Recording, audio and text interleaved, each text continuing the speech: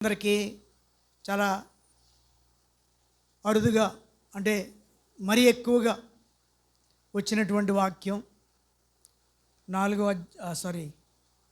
అధ్యాయం 19వ వచనాన్ని చదువుకుందాం. కాగా దేవుడు తన ఐశ్వర్యము చొప్పున క్రీస్తు యేసునందు మహిమలో మీ ప్రతి అవసరమును తీర్చును. ఎంతమందికి ఈ వాక్యం కంటతగా వచ్చండి? చాలామందికి వచ్చి నోట్లో ఈ వాక్యం ఉంటుంది. అనేక మార్లు దేవుని యొక్క వాక్యాన్ని మీరు ఇది వినుంటారు. అయినప్పటికీ దేవుడు తెలిసినటువంటి సంగతుల్లో నుంచి తెలియనటువంటి విషయాలు బోధించేటువంటిదే దేవుని యొక్క వాక్యం. మనకు వాక్యం తెలిసి ఉండొచ్చు, కానీ దాని వెనుకున్నటువంటి కొన్ని మర్మాలు, కొన్ని ఆత్మీయ సత్యాలు, వాటిని మనం గ్రహించి ప్రభువులో ముందుకు కొనసాగాలి. కనుక కాగా దేవుడు తన ఐశ్వర్యము చొప్పున క్రీస్తు యేసునందు మహిమలో మీ ప్రతి అవసరము తీర్చును. ఫిలిప్పీలకు రాసిన పత్రికలో ఎక్కువగా ఆనందము, సంతోషము అనేటువంటి పదాలు ఎక్కువగా ఉపయోగించారు. ఏం పదాలండి? ఆనందము, సంతోషము. అందుకనే ఈ పుస్తకాన్ని ద బుక్ ఆఫ్ జాయ్ అని అంటారు. అంటే ఆనందమయమైనటువంటి పుస్తకము, ఆనందముతో కూడిన పుస్తకం. ఈ పుస్తకం చదువుతూ ఉంటే మనకెంతో ఆనందపడాలన్నమాట. ఇంకా ఈ అపోస్తలుడైన పౌలు రోమా పట్టణములో ఖైదీగా ఉన్నప్పుడు ఈ పుస్తకాన్ని వ్రాసాడు. రోమా పట్టణములో అపోస్తలుడైన పౌలు 2 సంవత్సరాలు ఖైదులో ఉన్నాడండి. బందీగా ఉన్నాడు, చెరలో ఉన్నాడు. ఫిలోమోను, ఎఫెసీ, ఫిలిప్పీలకు రాసిన పత్రిక, కొలస్సీలకు రాసిన పత్రిక, ఈ 4 కూడా ఆ చెరలో ఉండి, ఆ ఖైదులో ఉండి ఆయన రాసినటువంటి పత్రికలు. ఏంటవి? ఫిలోమోను పత్రిక, ఎఫెసీలకు రాసిన పత్రిక, ఫిలిప్పీలకు రాసిన పత్రిక, కొలస్సీలకు రాసిన పత్రిక. ఈ పత్రికలు ఆయన జైల్లో ఉండి వ్రాసి, ప్రాముఖ్యంగా ఈ ఫిలిప్పీలకు రాసిన పత్రికని ఎపఫ్రోదితు అనేటువంటి ఆ ఫిలిప్పీల సంఘ కాపరితో ఈ యొక్క పత్రికను వారికి పంపించారు. చెరలో నుండి వ్రాసి ఎపఫ్రోదితుకి చేతికిచ్చి ఫిలిప్పీలకు ఈ యొక్క పత్రికను చదివి వినిపించు అన్నట్టుగా ఆయనతో పంపించారు. ఫిలిప్పీలో ఉన్న సంఘం పౌలు శ్రమలలో పాలు పుచ్చుకునేటువంటి సంఘముగా ఉన్నది. మనం వాక్యాన్ని చూసినట్లయితే 14వ అధ్యాయం 4వ అధ్యాయంలో 14వ వచనం, అయినను నా శ్రమలలో మీరు పాలు పుచ్చుకున్నది మంచి పని. ఫిలిప్పీలారా, సువార్తను నేను బోధింపనారంభించి మాసిదోనియ నుండి వచ్చినప్పుడు ఇచ్చు విషయములోను పుచ్చుకొని విషయంలోను మీరు తప్ప ఏ సంఘపు వారును నాతో పాలివారు కాలేదని మీకే తెలియను. ఇక్కడ ఒక విషయాన్ని పౌలు రాసి ఉన్నాడు. ఏంటంటే, మీరు ఇచ్చే విషయంలో, పౌలు గారికి ఇచ్చే విషయంలో ఆయన ఎక్కువగా ఈ ఫిలిప్పీలు మాత్రమే ఇస్తూ ఉన్నారట. ఫిలిప్పీల యొక్క సహాయాన్ని పొందుతూ ఉన్నాడు. ఫిలిప్పీలు ఆయన యొక్క పరిచర్యకు సహాయపడుతూ ఉన్నారు. అంతేకాకుండా ఇంకా కింద వ్రాసినటువంటి మాట మనం చూస్తే, ఏలయనగా దెస్సలోనికేలో కూడా మీరు మాటికి నా అవసరమును తీర్చుటకు సహాయము చేసిరి. అంటే దైవజనునికి వీరు ఫిలిప్పీలకు రాసిన ఫిలిప్పీల యొక్క సంఘము ఎక్కువగా సహకరిస్తూ ఉంది, సహాయం చేస్తూ ఉంది. మాటికి అని చెప్తూ ఉన్నాడు. అక్కడ మాటికి సహాయం చేస్తూ ఉన్నాడు. ఆయన ఫిలిప్పీలో ఉన్నటువంటి అప్పుడే కాకుండా దెస్సలోనికైలో ఉన్నప్పుడు కూడా వీరి యొక్క సహాయాన్ని అక్కడ పంపిస్తూ ఉండేవారు. ఒకసారి మనం ఆలోచన చేద్దాం. మా సంఘ కాపరి, మా యొక్క మాకు సువార్తను అందించేటువంటి దైవజనుడు. మరి ఆయనకి మనం ఏ విధంగా సహకరిస్తూ ఉన్నాం? ఈ ఫిలిప్పీలు తప్పక మరి ప్రతి విషయంలో కూడా, ఇచ్చుకునే విషయంలో, పుచ్చుకునే విషయంలో కూడా మరి వారిని ఎన్నదగిన వారుగా కనిపిస్తూ ఉన్నారు. వారు సహాయం చేసేవారుగా ఉన్నారు, వారు సహకరించేవారిగా ఉన్నారు. శ్రమలలో, కష్టాలలో మరి ఆ యొక్క దైవజనునికి సహాయం చేస్తూ ఉన్నారు. మనం చేస్తూ ఉన్నామా?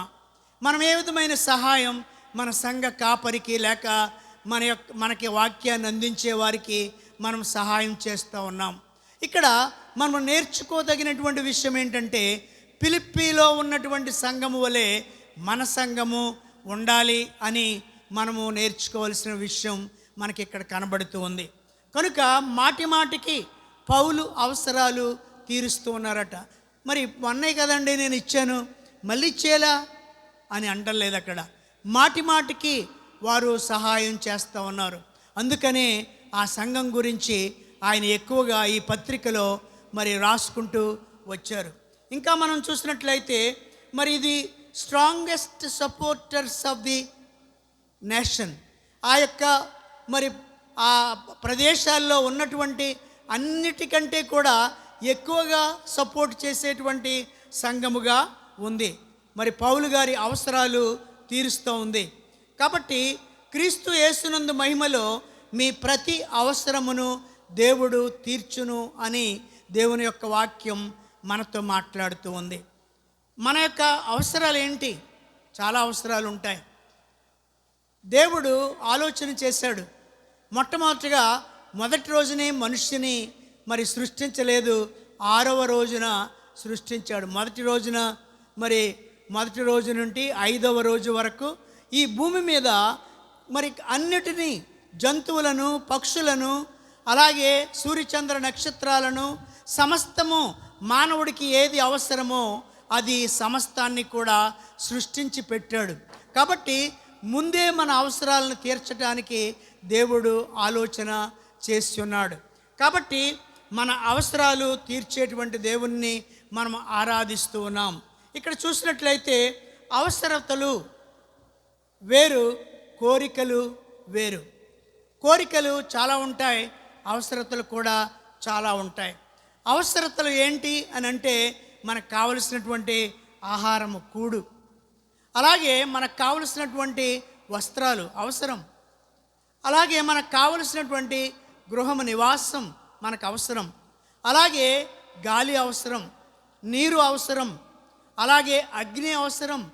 ప్రతిదీ కూడా మానవునికి ఏది అవసరమో ఈ భూమి మీద మొట్టమొదటే ముందుగానే మానవుని సృష్టించక ముందే ఆయన ఈ భూమి మీద సృష్టించి పెట్టాడు. రేపు నేను మానవుణ్ణి సృష్టించబోతా ఉన్నాను, మరి ఆయనకు ఏ విధమైనటువంటి కొరత ఉండకూడదు అని ముందుగానే సృష్టించి ఆఖరుగా 6వ దినాన్న దేవుడు మనిషిని చేసినట్లుగా బైబిల్ గ్రంథంలో చూస్తూ ఉన్నాం. కాబట్టి మన అవసరతలు ఆయనకి తెలుసు. నీకేది అవసరమో ఆయనకి తెలుసు.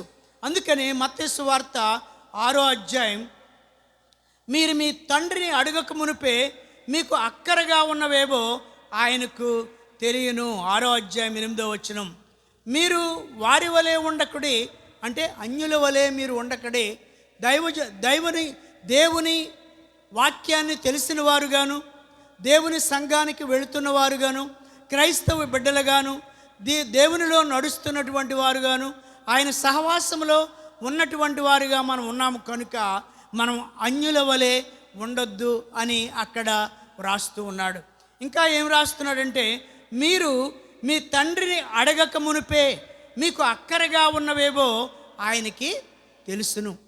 మనకేది అవసరమో ఆ అవసరం ఎప్పుడు ఇవ్వాలి, ఎప్పుడు ఇవ్వకూడదు అన్నీ కూడా ఆయనకి తెలుసు. మనం అనుకుంటాం, నేను ప్రార్థన చేస్తున్నానండి, విడవకుండా ప్రార్థన చేస్తూ ఉన్నాను, నాకు చాలా అవసరంగా ఉంది, మరి అది నాకు అవసరము, ఆ అవసరం తీరడం లేదండి అని మనము నిరుత్సాహపడకూడదు. ఎందుకు అంటే అది ఎప్పుడు ఇవ్వాలో, ఏ విధంగా ఇవ్వాలో, ఎవరి ద్వారా ఇవ్వాలో అన్నీ కూడా ఆ దేవుడు ఆలోచన చేసి ఉంటాడు. కాబట్టి ఎప్పుడు తీరుతుందో అప్పుడే, ఎప్పుడు ఇస్తాడో అప్పుడే మన యొక్క అవసరత తీరుతూ ఉంది. కనుక మీరు మీ తండ్రిని అడగక మునిపే ఏమన్నాడు? మీ అక్కరగా ఉన్నవేవో ఆయనకి తెలియను. మన గురించి తెలుసు ఆయనకి. నీ ఆలోచనను ఎరిగినవాడు ఆయన, నీ అవసరత ఎరిగినవాడు. నీవు కూర్చుండుట, నిలవబడుట, లేచుట సమస్తము కూడా ఎరిగినటువంటి దేవుడు. కాబట్టి ఆయనకి మరుగైనది ఏదీ లేదు. కనుక మరి మన అవసరాలు ఎప్పుడు తీర్చాలో అప్పుడే ఆయన తీరుస్తూ ఉంటాడు. కాబట్టి మత్తయి సువార్త 6వ అధ్యాయం 25వ వచనములో మానవుడు ఎప్పుడు కూడా ఆలోచన చేసేది ఏంటి అంటే, ఏమి తిందుమో, ఏమి త్రాగుదుమో, మీ ప్రాణము గూర్చి అయినను, ఏమి ధరించుకోందమని మీ శరీరము గూర్చి అయినను మీరు చింతించకుడి. మనమంట ఎప్పుడు కూడా ఏమి తింటాం, రేపేం వండుకోవాలి, రేపేమి ధరించాలి, నాకు బట్టలు లేవు, నాకు వస్త్రాలు లేవు, నాకు సరైనటువంటి గృహము లేదు, నా అవసరత తీరడం లేదు అని ఎప్పుడు కూడా ఆలోచన కలిగి ఉంటాం. కాబట్టి మన దేహం గురించి ఆలోచన చేస్తాం, మన శరీరం గురించి ఆలోచన చేస్తాం. మరొకటి ఉంది, మన ఆత్మ గురించి మాత్రం మనము ఆలోచన చెయ్యం. తెస్సలోనికేయులు రాసిన పత్రికలో ఒక మాట వ్రాయబడి ఉంది. ఏంటి అంటే మనం చూద్దాం ఒక మాట.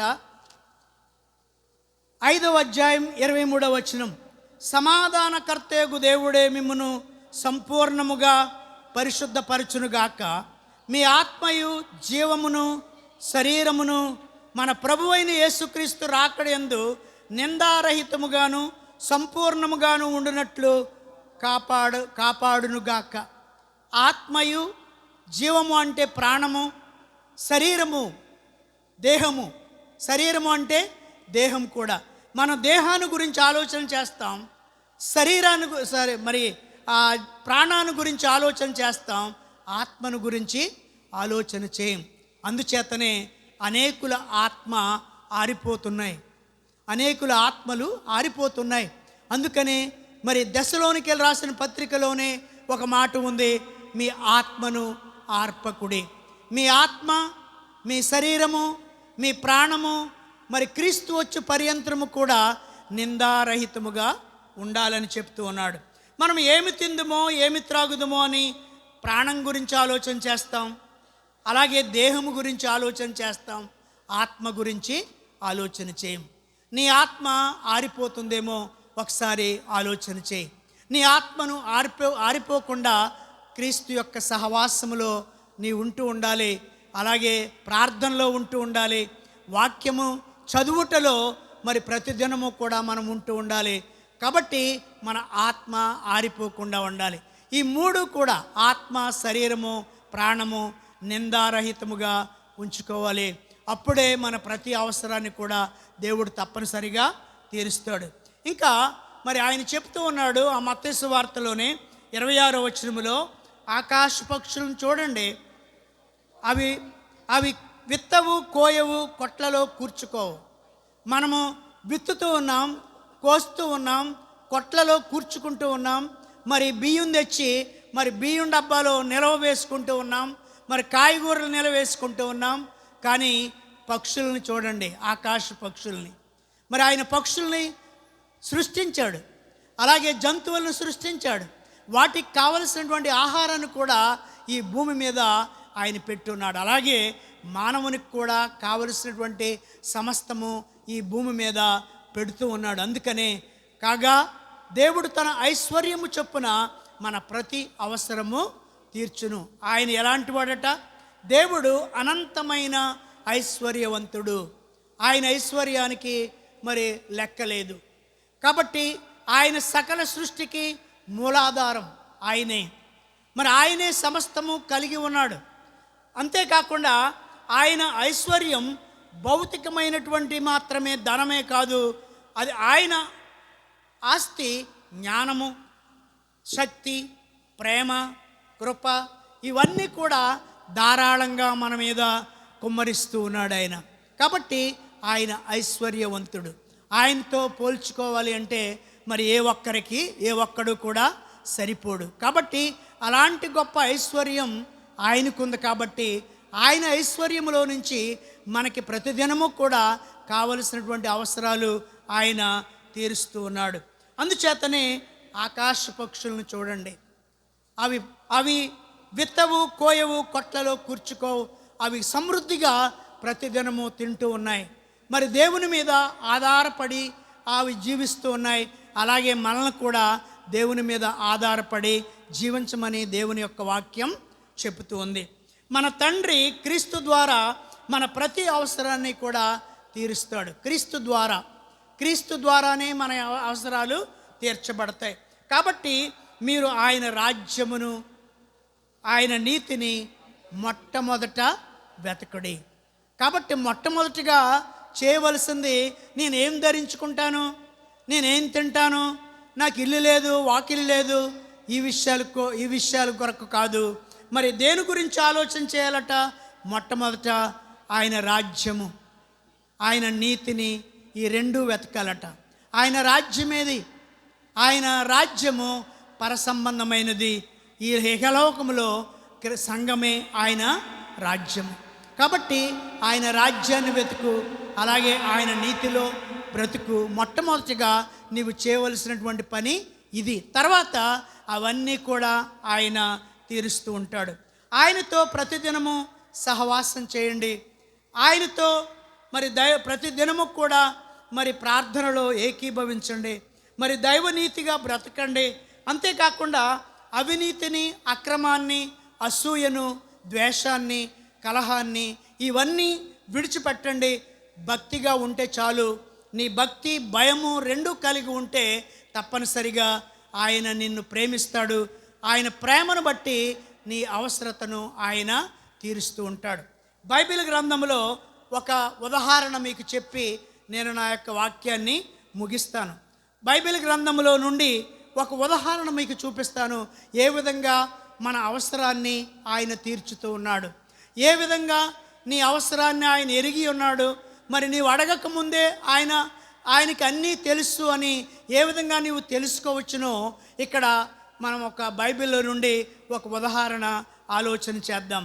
రాజుల గ్రంథం 17వ అధ్యాయం 1వ వచనాన్ని మనం చూస్తే, అంతటా గిలాదు కాపరస్తుల సంబంధియును తిప్పీయుడునైన ఏలియా ఆహాబునొద్దకు వచ్చి, ఎవని సన్నిధిని నేను నిలబడి ఉన్నానో ఇశ్రాయేలు దేవుడైన యెహోవా జీవము తోడు, నా మాట ప్రకారము గాక ఈ సంవత్సరములలో మంచైనను వర్షమైనను పడదని ప్రకటించెను. అంటే కరువు రాబోతుంది. మనకు కూడా కరువు రాబోతుంది.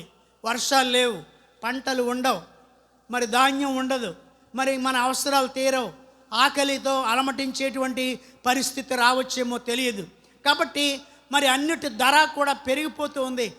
మరి ఆ యొక్క అలాగే అక్కడ మరి ఈ యొక్క సీదోను గిలాదు కాపరస్తుడైనటువంటి తిప్పీయుడు ఏలియా వచ్చి రాజు దగ్గర చెప్తూ ఉన్నాడు, ఈ సంవత్సరం వర్షం కురదో, మంచు పడదో అని చెప్తూ ఉన్నాడు. కాబట్టి ఏలియా ప్రవక్త మరి ఈ విధంగా మరి చెప్పినప్పుడు ఆయన ఆహాబు ఇశ్రాయేలు రాజుల కాలములో ఒక ప్రవక్తగా ఉండేవాడు. ఆ ఇశ్రాయేలు రాజుల కాలములో ఈ ఏలియా ఒక ప్రవక్తగా ఉండేవాడు. నీవు ఇచ్చటి నుండి తూర్పు వైపుకు పోయి యొర్దానునకు ఎదురుగా కేరీతు వాగు దగ్గర నీ ఉండు అని దేవుడు ఏలియాకు మరి ఆ ప్రవక్తకు చెప్పాడు. ప్రవక్త దేవుని పని చేసేవాడు.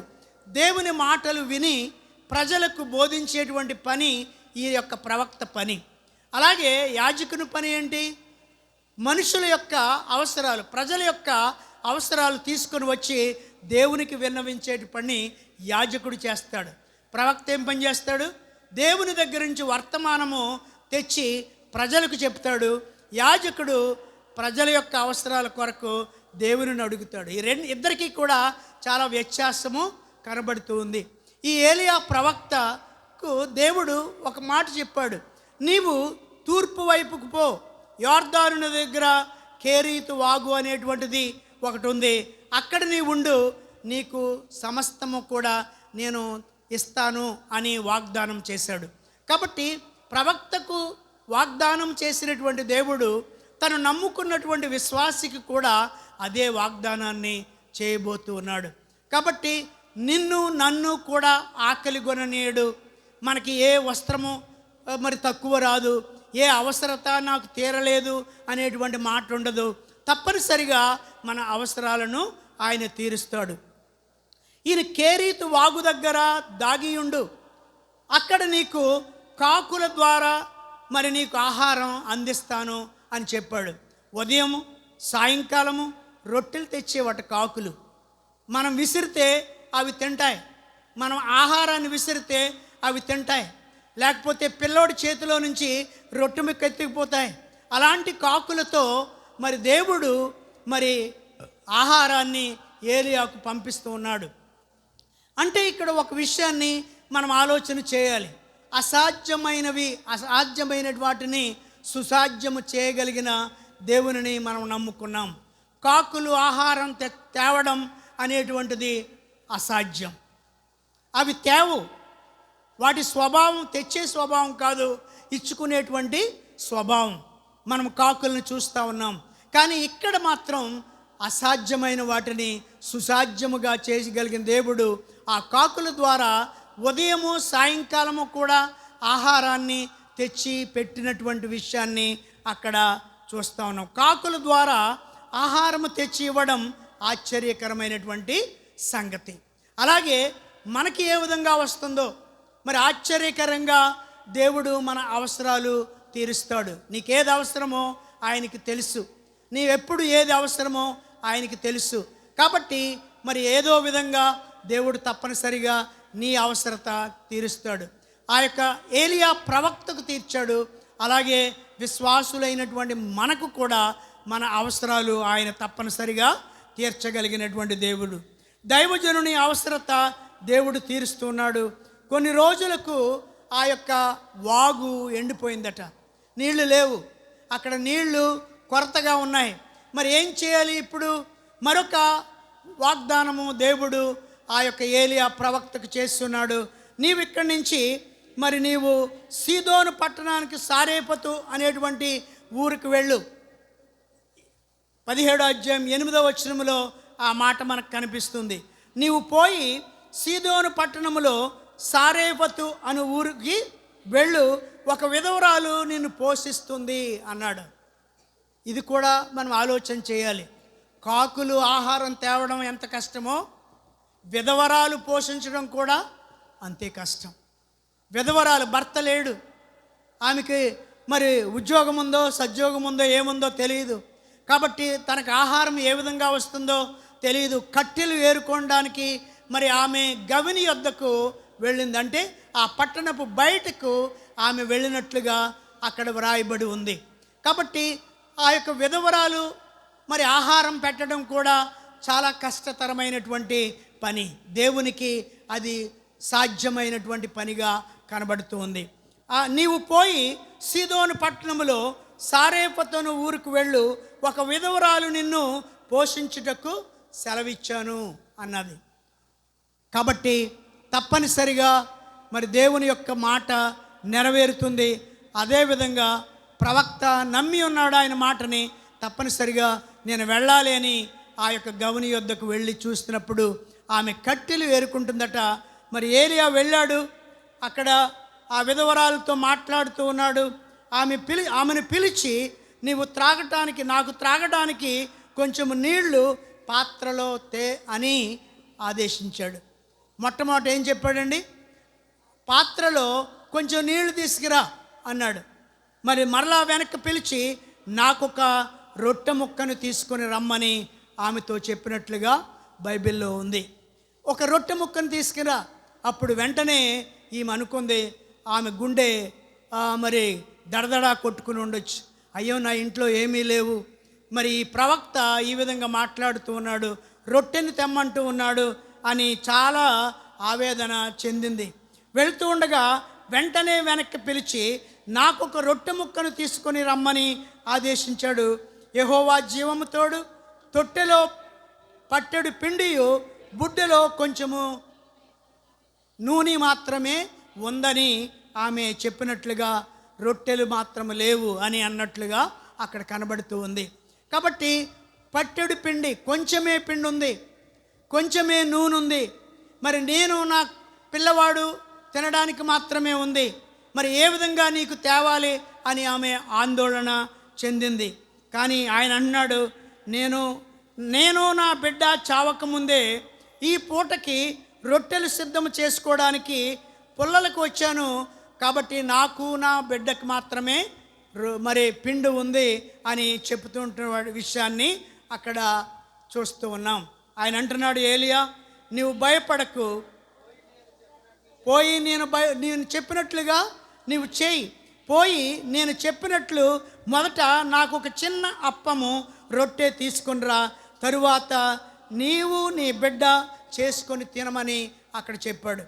మరి నీళ్లు అప్పము మొదట తెమ్మని చెప్పినటువంటి మాట మనం చూస్తూ ఉన్నాం. మనకి జీతం చాలా తక్కువ రావచ్చు, నెలసరి ఆదాయం తక్కువ రావచ్చు మనకి. కానీ ఇక్కడ ఒక మాట మనం గమనించాలి, ఏంటి అంటే మొట్టమొదట మరి నీ జీతంలో లేక నీ రాబడిలో మొట్టమొదటి దేవునికి సమర్పించే విధంగా నీ ఉండాలని ఈ మాటలను బట్టి మనకి అర్థమవుతుంది. ఏలే చెప్పాడు, మొట్టమొదట నాకొక అప్పము అనగా రొట్టె నువ్వు తీసుకునిరా అని చెప్పినప్పుడు ఆమె ఏం చేసిందట, మనం చూసినట్లయితే 13వ వచనంలో, అప్పుడు ఏలియా ఆమెతో, భయపడవద్దు, పోయి నీవు చెప్పినట్లు చేయము, అయితే అందులో నాకొక చిన్న అప్పము మొదట చేసి నా యొద్దకు తీసుకొని రమ్ము, తరువాత నీకును నీ బిడ్డకును అప్పములు చేసుకొనుము అని అక్కడ చెప్పాడు. మొదటి చేసుకొని రమ్ము అని చెప్పినటువంటి మాట మనం గమనించాలి. మనం గమనించి మనం ఏం చేయాలి అంటే, మనకు వచ్చినటువంటి రాబడిలో కానీ మన జీతంలో కానీ దేవునికి మొట్టమొదట సమర్పించాలి. మనం ఏం చేస్తాం సాధారణంగా, ఇది అప్పులకి, ఇది ఇంట్లో బియ్యానికి, ఇది దానికి, ఇది దీనికి అని అన్నిటికీ మనం చేసిన తర్వాత మిగతాది ఏదైతే ఉందో దాంట్లో కొంచెం తీసుకొని వస్తూ ఉంటాం. నీకు జీతం ఎప్పుడైతే దొరికిందో లేక నీ రాబడి ఎప్పుడైతే వచ్చిందో దాంట్లో మొట్టమొదటి దేవునికి ఇచ్చి చూడు. ఇక్కడ చెప్పినటువంటి మాట ప్రకారంగా దేవుడు మన ఇంటిలో కూడా సమృద్ధిగా సమస్తము ఇస్తాడు. నీ అవసరత తీరుతూ ఉంది. కాబట్టి మొదట నా యొద్దకు తీసుకొని రమ్ము. మొదట అనేటువంటి మాటను మనం అండర్లైన్ చేసుకోవాలి. ఆ మొదట అనేటువంటి మాటను మనము మన యొక్క మరి వ్యక్తిగత జీవితంలో చేయవలసిన వారమై ఉన్నాం. కాబట్టి మొదట ఆమె మరి అప్పము ఒకటి చేసుకొని వచ్చి ఆ యొక్క ప్రవక్తకు ఇచ్చినట్లుగా మనం అక్కడ చూస్తూ ఉన్నాం. తరువాత ఒక ఆశ్చర్యమైన కార్యం అక్కడ జరిగినట్లుగా 15వ వచనంలో చూడొచ్చు. దేవుడైన యెహోవా సెలవిచ్చున్నాడు. అంతటా ఆమె వెళ్ళి ఏలియా చెప్పిన మాట చెప్పున చేయగా, ఏలియా ఏమైతే చెప్పాడో అదే రీతిగా చేసింది. మొట్టమొదట మరి అప్పం చేసుకొని వచ్చింది, అంతేకాని తన బిడ్డకిచ్చేసి తన ఇంటి వారికి ఇచ్చి తను తినేసి తర్వాత తీసుకొని రాలేదు. మొట్టమొదటే ఆ యొక్క ప్రవక్తకు ఇచ్చినట్లుగా మనం చూస్తూ ఉన్నాం.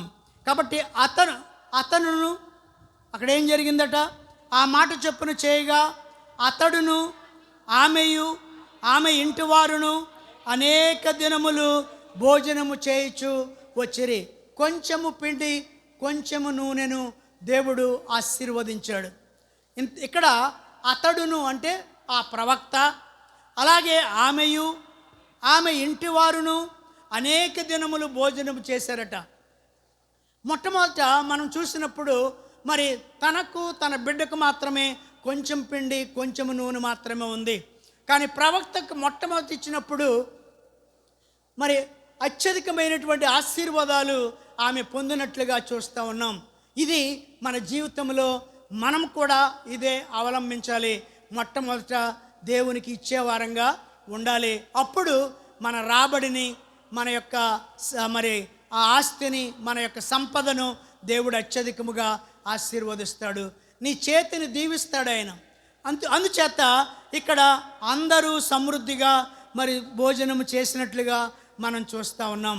నీవు ఇచ్చటి నుండి మరి ఆ తూర్పునకు పోయి యోర్దాను ఎదురుగా ఉన్నటువంటి కేరీతు వాగు దగ్గర నుంచి మరి ఆ యొక్క విధవరాల దగ్గరికి వెళ్ళినప్పుడు అక్కడ కూడా అలాగే సమృద్ధి అయినటువంటి భోజనాన్ని ఆ యొక్క ప్రవక్త చేసినట్లుగా చూస్తూ ఉన్నాం. మరి ఏలియా కొంచెము నూనెను కొంచెము పిండిని సమృద్ధిగా మరి అభివృద్ధి చేసినట్లుగా చూస్తూ ఉన్నాం.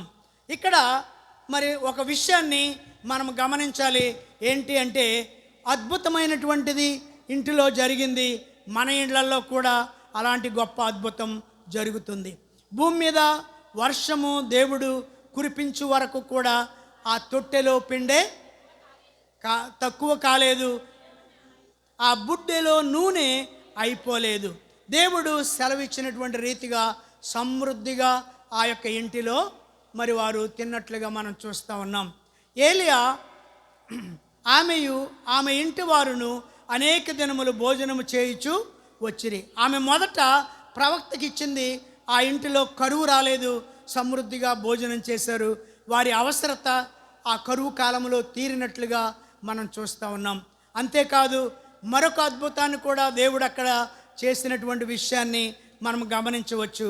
17వ వచనములో ఆమె కుమారుడు రోగి అయి ప్రాణము నిలువ జాలనంత వ్యాధి గలవాడు అయిపోయాడట. తన కుమారుడు వ్యాధి గలవాడైపోయాడు, ప్రాణం నిలవదంటే నిలవదు అనుకున్నారట. మరి చాలా భయంకరమైనటువంటి వ్యాధి వచ్చింది. నీ బిడ్డను నా చేతికిమ్ము. 19వ వచనాన్ని చదువుదాం. అతడు నీ బిడ్డను నా చేతికిమ్ము అని అక్కడ మరి వ్యాధి గలటువంటి ఆ బిడ్డను నా చేతికిమ్ము అని అక్కడ చెప్తూ ఉన్నాడు. మన బిడ్డల్ని నిజంగా దేవుని చేతికి ఇస్తూ ఉన్నామా? దేవుని చేతికి ఇస్తే మన బిడ్డలు పాడైపోరు. ప్రతిదినము కూడా ప్రార్థన చేస్తాం, నా బిడ్డలు నీ చేతిలో పెడుతున్నానయ్యా, నీ చేతికి అందిస్తున్నాను, నీవే వారిని సంరక్షించు అని ప్రార్థన చేస్తూ ఉన్నావా? దేవునికి నీ బిడ్డలను అప్పగిస్తూ ఉన్నావా? ఇక్కడ విధవరాలు మరి ఆ యొక్క ఏలియా చేతికి ఆ బిడ్డను అప్పగించింది.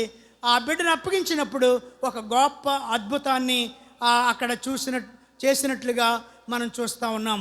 కుమారుని చంపునంతగా కీడు రాజేసితవా అని దేవుణ్ణి మరి అడిగింది. కానీ ఆ చిన్నవాని ప్రాణము మరలా రానిమ్మని ముమ్మారు ఆ యొక్క ప్రవక్త ప్రార్థన చేశాడు. వెంటనే ఆ చిన్నవాడంట బ్రతికేను అని అక్కడ మనకి కనబడుతుంది. కాబట్టి ఈ యొక్క విషయంలో మనం గమనించవలసినటువంటి విషయం ఏంటంటే, దీనిలో మరి మొట్టమొదట దేవునికి ఇచ్చేవారంగా మనం ఉండాలి. అంతేకాకుండా మనము ప్రతి విషయంలో కూడా ప్రార్థన చేసేవారంగా ఉండాలి. మనము మన కుటుంబాలు దీవించబడతాయి. కాగా దేవుడు తన ఐశ్వర్యము చొప్పున మన ప్రతి అవసరము కూడా తీర్చాలి అంటే నీవు నిత్యము దేవునికి అంకితమై ఉండాలి. అలాగే నీ బిడ్డలను కూడా దేవునికి అప్పగించాలి. సారేఫతు విధవరాలు దైవజనుని చేర్చుకుంది, దైవజనుడిని తన ఇంట చేర్చుకుంది. మరి మనం చేర్చుకుంటూ ఉన్నామా? పాస్టర్ గారు వచ్చారనుకోండి, మనం కాదనుకోండి, చాలామంది క్రైస్తవులు చేసేటువంటి పని ఏంటంటే, అయ్యో ఎందుకు వచ్చారు ఈయన అని అనుకుంటూ ఉంటాం. దైవజనుని యొక్క పాదము మన కుటుంబానికి దీవెన తెస్తూ ఉంది. మరి దైవజనుని తన ఇంట చేర్చుకుంది, ఆశీర్వాదాలు పొందింది ఈ యొక్క సారేఫతులో ఉన్నటువంటి విధవరాలు. అంతేకాకుండా మొదటి రొట్టె దేవునికి ఆ యొక్క ఏలియాకు ఇచ్చింది. అలాగే మొదటి భాగం మన యొక్క జీతంలో, మన రాబడిలో దేవునికి ఇద్దాం. విధవరాలు అవసరం తీరింది, మన అవసరత కూడా తీరుతుంది. చనిపోయినటువంటి కుమారుడు బ్రతికించబడ్డాడు. ఎందుకు అంటే మరి ఆ బిడ్డను ఎవరి చేతిలో పెట్టింది? ఆ ప్రవక్త చేతిలో పెట్టింది. అలాగే మనం కూడా మన కుటుంబంలో మన బిడ్డల్ని ఆ యొక్క దేవుని చేతికి అప్పగించినట్లయితే దేవుడు వారిని సంరక్షిస్తాడు. కనుక మొట్టమొదటిగా చదవబడినటువంటి వాక్యాన్ని మరొకసారి మనం చదువుకుని మనం ముగించుకుందాం. 4వ అధ్యాయం ఫిలిప్పీలకు రాసిన పత్రిక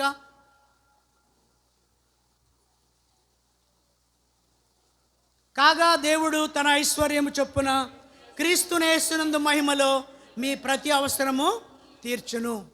కాబట్టి మన ప్రతి అవసరము తీర్చబడాలి అంటే ఆ విధవరాల్ని మాదిరిగా చేసుకోవాలి. ఆ యొక్క ప్రవక్త చేసినటువంటి కార్యాలను మనం జ్ఞాపకం చేసుకోవాలి. దేవుడు మన జీవితంలో అలాంటి కార్యాలు చేయాలని ప్రార్థన చేయాలి. తప్పనిసరిగా మన అవసరాలు తీరుస్తాడు. దేవుడి మాటలు మనందరి కొరకు దీవించునుగాక. ప్రార్థన చేసుకుందాం, ప్రార్థించుకుందాం. మమ్మలను మిక్కిలిగా ప్రేమించిన మా పరలోకపు తండ్రి, పరిశుద్ధుడా, నీకే స్తోత్రాలు స్తుతులు చెల్లిస్తూ ఉన్నాం.